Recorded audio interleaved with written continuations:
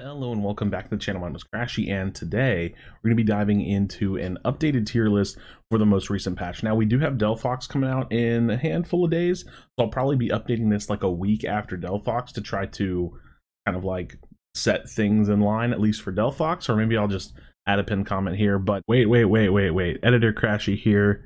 I forgot that in the video I wanted to predict where I think Delphox is going to go. So yeah, I'm gonna put that in the video now. I think I'm predicting that Delphox is gonna be A+ tier. It looks really good to me, so I guess we'll find out. In any case, let's go ahead and jump into it. We had a recent balance patch, and yeah, let's dive into it. So we're gonna go straight down my list like I will sometimes normally do, starting with Azumarill. Now, Azumarill, I'm actually bringing up quite a bit. I really don't like this Pokemon even still, but it's not terrible. Some people will probably argue that it's A+ tier, and I think that that's fine. It just doesn't really have that kind of impact to me. I think if we start to see it more competitively, my opinion will change. Maybe I'll even play a little bit more. But in the solo lane, it's pretty solid. In solo queue, I guess it feels okay. I just feel like a lot of other all-rounders kind of do this job better. But who knows? I could be wrong. As for Dragonite, Dragonite actually saw some pretty significant stat changes. I wouldn't say it's too crazy or anything, but it definitely makes Dragonite feel like it's got some good value, and I think that it's worth playing. So I'm bumping Dragonite up just a tiny bit. Aegislash is Aegislash, still feels really solid. You can play this in lane, you can play it in jungle, and it feels really strong. Dragonite you mostly want to play out of jungle, just by the way, for the sake of saying. Serena got some nice stat buffs, and I'm going to move Serena up to A tier now, I think. This character was already kind of performing decently. I've been saying it's been a sleeper pick for the game for a while. Running it at a top lane with like an attack weight, it does a lot of damage. This character does a lot of damage, can basically one-shot attackers, and feels really solid. And even though this character got nerfed again, Lucario will probably always sit at the pinnacle of S tier. It just does so much damage. It has so much utility. The early game is incredibly strong. Yeah, character's just crazy strong. Garchomp hasn't seen some changes for a while, but I do still think that it's like pretty okay. I don't know why I'm hovering A tier. I think it's a pretty okay pick. Pretty middle of the pack. You can lane this, kinda. It's not very great. You can jungle it, sure, but then you're taking a jungle position away. And it can bring some impact to the team. Don't get me wrong. You can definitely do well with Garchomp. It's just not the best pick in the world. Charizard, I think, has gained some viability, but it's not changing its tier list position for me. It's gained some viability because of the nerf to Blastoise, but this character is incredibly strong with a really volatile Unite move, because it's just so easy for it to get canceled and to get messed up, and it's really annoying. But the character is really strong, just like this next one, which is Machamp. Super strong laner. Charizard, you mostly want to jungle. Don't really want to lane it too much. Especially not in like solo queue. You're not gonna, yeah, you don't really want to lane Charizard, I'll put it that way. Machamp can go jungle, can go lane, super strong, does crazy burst damage, one shot squishy targets. It's really nice. All right, moving into attackers, we have our Espeon. Espeon hasn't really changed, nothing too crazy. I think the character has a lot of potential. The Pokemon has a lot of potential, but it just doesn't do that much damage. Just kind of chilling in the B+ tier. You can do some cool things with it. It's really good in laning phase, but ultimately I think the Pokemon's like top highest peak potential just isn't that great. Duraludon still feels really solid. I think that this character is really good for flipping objectives, provides a ton of pressure, both Dragon Pulse and Flash Cannon. Feels solid. You can lane it decently, you can jungle it pretty well. So that's my opinion. As for Sylveon, Sylveon still feels great. Great pick. Crazy shred potential. You have to really be careful about this character. It really just made its way back into the meta. I feel like mostly because of popularity. Perception on this character was that it was not very great, and I still feel like it's just hard to like one-to-one take this character and throw it straight into lane and do well, because the early game is not that great. But once you get Hyper Voice, you just kind of start taking over. Also, in a burst of your meta, since way back when with Buddy Barrier changes, it's just harder to kill Sylveon now. Because like everybody's trying to burst somebody really quickly, and even though that means that Sylveon could die faster because of smaller Buddy Barrier, the Unite move is actually pretty impactful. So Ninetales, another amazing lane attacker. Really, really strong. Just super, super annoying to play against. Scales in endgame really well. Feels solid. And then, despite the nerfs, just like Lucario, Greninja, as far as solo, duo, trio queue goes, and even in competitive, it's just S tier, man. This character is just super, super strong. Super, super strong. Cramorant hasn't really changed. There's really nothing new about Cram. I don't think it's the worst thing in the world, but keep in mind that tier lists are relative.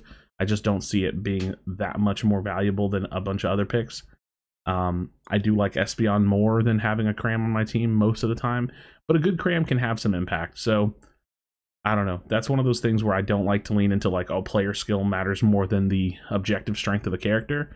But this is just my kind of current perspective on Cram. I don't think it's super, super bad, but relatively speaking, something's got to be low tier if other things are high tier, right? I'm just not a huge fan of Cram. Don't think it gets a ton done. But if you were going to run it, Air/Dive is probably the way to go, because yeah, that's just how you play it, I guess.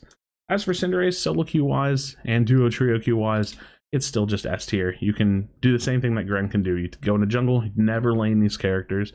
Go into jungle, you just pop off, blow everything up.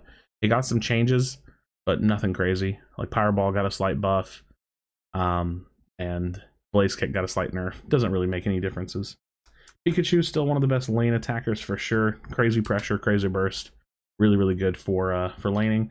And Venusaur was already really good, but is even more good because now you can play it as a mage with Solar Beam, because the Solar Beam build is really, really strong. So Solar Beam, Petagiga, however you want to play this character, incredibly strong, especially in solo, duo, trio. Yeah, just really, really strong. Gardevoir hasn't really changed. They did buff the character to evolving at level 8, but that's just stat differences a slight bit earlier. They buffed Confusion a little bit too, but I don't think that helps the character in lane much. So you still have to kind of like jungle Gardevoir. And it's kind of a hard pick to take when there's so many good options, which is probably why it sits in A tier and not A+ tier.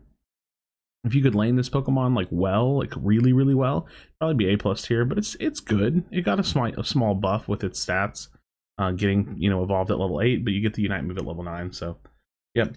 As for Decidueye, I still just kind of feel like Decidueye is good, but it's not great. There's not a lot of situations where you just take Decidueye over any other attacker. It's meh in lane, it's okay in lane, pretty decent in jungle, but there's just so many picks. And now as far as Spirit Shackle build goes, Solar Beam is just like the better sniping build, I think. So yeah. Now this is where we start talking about tanks and supporters. I'm going to throw Trevenant in the A+ tier because if you have a good team that can follow you up, can do really well, Trevenant can be crazy. Now, that said, Trevenant's also played as like a solo top lane in competitive, so you can run a damage build and still go really, really like kind of crazy and do high damage on Trevenant. So definitely don't sleep on it as far as solo duo trio goes. Mamoswine has really good early pressure, like pressure and presence in the lane, but just doesn't really scale into late game well. It's probably one of the better defenders to play if you're going to play a defender, like an actual defender, but it's just A tier. Feels like it has some impact, feels like it can get some things done, but it's not that top tier. Definitely not the direct go-to. Crustle got an X-Scissor buff, and while that doesn't seem like it would be super crazy, I actually think that running this in on damage build feels pretty decent.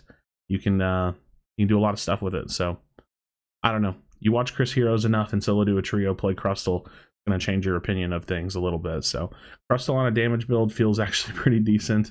I don't think it's that much more viable than, like, say, having a Cram on the team, but in general, again, these bottom tiers are relative. They're just to show like a separation between like what I think is actually really, really good versus which is kind of okay, which like these two picks down here, they're just kind of okay. Yeah, I don't know. Crustle's a little bit better now. As for Greedent, nothing really has changed. This character is a menace. You can run it in lane. It's annoying. You can jungle invade. You can do whatever you want with this character. It's super, super annoying. Really, really versatile. Definitely one of the better defenders to take in the game. And again, relatively speaking, I'm moving Snorlax down on the tier list just because other things have kind of bumped themselves up a little bit. And Snorlax is just like not very good. It's really, really tanky, but it just doesn't have much of a Unite move that is cohesive with team fighting. And it's weird how we saw like a meta shift away from this character from way back in the day. Now, if you're playing Flail, I'd say the viability goes up somewhat in solo duo queue, but solo duo trio, whatever. But as far as like the overall main part of the character, which is like being a defender. Not very high tier. Slowbro is still pretty dang solid. A lot of the like traditional tanks are going to hit this A tier since it does require some teamwork to work with. Otherwise, Slowbro is probably like an A+ tier in competitive, but I'm going to put it in A tier as far as solo duo trio goes, because you do need someone to follow up with you. Otherwise, you're going to just bring some good value to the team that's going to be otherwise wasted. And Blastoise, I'm bringing down to B+ tier, I think. I don't know, maybe it should be A tier still. No, I'll throw it in A tier still, because this character got a significant nerf, and it just like definitely doesn't do the damage that it used to do. It's pretty much a dead pick in competitive. Maybe it's still pretty decent in solo duo trio queue since you can flip objectives with it. Rapid Spin still does great damage, but the Unite move doesn't, and you're also not completely unstoppable anymore. So it's just, it got hit pretty hard. It got hit pretty hard from S tier down to like A tier, I guess. Like I said, you can still get a lot of work done with it. In lane, it's a rough lane. I don't know. It's just not the best pick in the world, but it's also not useless. So still pretty strong, especially in solo queue. Again, that's in competitive. It's not going to get picked almost at all anymore. Talonflame is still really solid. It's just there's just so many good picks, and you're not really going to lane this character. The Talonflame is kind of living the same scenario as like a Azumarill and Garchomp. It just really doesn't have much that it provides to a team over other picks, or at least it doesn't scale all the way to the end game the best, or there's just something lacking about it that makes like a different pick a little bit better. So unfortunate for Talonflame. But as for Gengar, super solid. Solo queue, you can definitely blow up a game out of jungle. Don't want to lane this character at all, but you can blow up a game out of jungle with Gengar. In competitive, it's still it doesn't get picked too much, but it still does pretty well. So if you're playing with friends, I guess I should just say it, like solo duo trio or by yourself, you're going to get a lot of work done with Gengar. As for Zeraora's positioning hasn't really changed to me. I know that a lot of people think this character is super low tier, and it's perceptionally it's really bad because it just takes so much experience, and that is the issue. But this character endgame wise is actually crazy. I'm not gonna lie, I don't even feel comfortable putting it B+ tier. This character is much stronger than people think. It's just it comes at a cost, and that cost is like your early to mid game presence. You're basically not coming online until level 8 at all, and that sucks. And then you don't really come online until 10. So yeah, but this character's, I really do think this character is way better than people think. But you know, there's still not really much of a serious reason to pick Zeraora. As for Absol is solid. You can lane it, you can jungle it. It provides a lot of pressure. It's very strong. Again, this A tier is just kind of like the list of where it starts to be like you can pick these, but in solo duo trio queue, you should probably pick A+ and above. So that's kind of my thoughts on rounding up my thoughts on Zeraora. Koopa got nerfed, still S tier, provides a ton of support and macro to a group. This character, this Pokemon used to be really good in solo queue, I think. Now I'd say it's probably only as good as it was in like duo trio queue, because you're not doing as much damage. You're having less impact because they did nerf the damage on the Unite move, but the macro alone is still really strong. I could make a case that since it lost some of its damage, its viability comes down a little bit, but the character itself is just the most like game-changing character that we've seen in the game, and I think that that's pretty crazy. Mime just kind of chilling, got a Unite move buff, but doesn't really change its positioning to me. It's just kind of down here. It's not the worst thing I've ever seen in the game, but relatively speaking, there's not much reason to pick it. Eldegoss, solid A tier. I mean, just really solid character. Get a lot of value out of Eldegoss. And then we have Wigglytuff, who I think kind of got an indirect buff, but doesn't really change its tier positioning for me. Since Blastoise is slightly out of the meta a little bit, you can get away with Sing a little bit more. There's less unstoppable to have just like spinning around you and being annoying, but a little bit good. You need some teammates to run if you're going to run with a Wigglytuff. And Blissey, even though it's got the Hoopa treatment in terms of you need teammates to get value out of, it's S tier, man. Maybe it's taken me too long to put this here. Maybe I did this in the last one. I don't remember, but Blissey is just insane. So yeah, here's my tier list.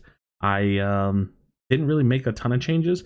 I moved some things up, some things down, some things shuffled around just because, like I said, tier lists are relative. So In order to have high tier things, you also have to have low tier things, and I'm trying to spread it out a decent amount. Like I said, B plus tier is kind of just like, I don't know, B plus tier and below, you would be best off to not pick those Pokemon probably, as far as like if you're really trying to rank up. A and above is like, those are going to be your best. A plus and S are like, you pick those characters, your win rate's going to go up as long as you're playing competently. So yeah, friends, let me know your thoughts in the comment section down below. Slight changes with that last balance patch, and like I said, I may have to update this once Delphox comes out, but I wanted to put out a tier list. So as always, drop me a comment, drop a like in the video, subscribe to the channel for future Pokemon Unite content if you haven't already. Be sure to be kind of one another, tell someone you love them, and I'll see you in the next video.